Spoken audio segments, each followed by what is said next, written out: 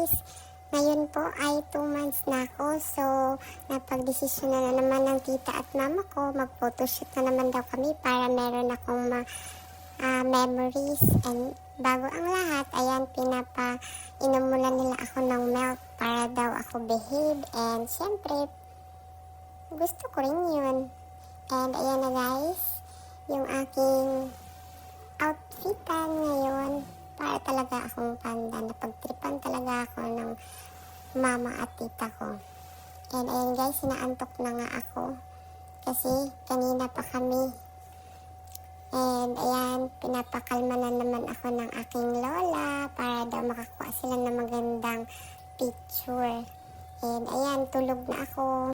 Ang hirap talaga magkaroon ng photographer na tita. Kasi ewan ko ba, ilang shots na yung kinuha, para 1,000 na ata, hindi pa rin tapos. And ayan, pinaupo na naman ako kahit hindi pa ako pwedeng umupo.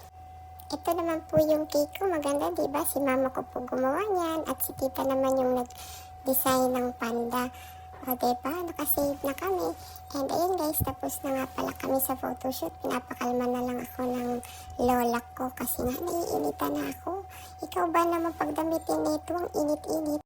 Ayan, yung model, tulog na, pagod na. Ilang beses ba naman picture-picture, hindi mapapagod talaga.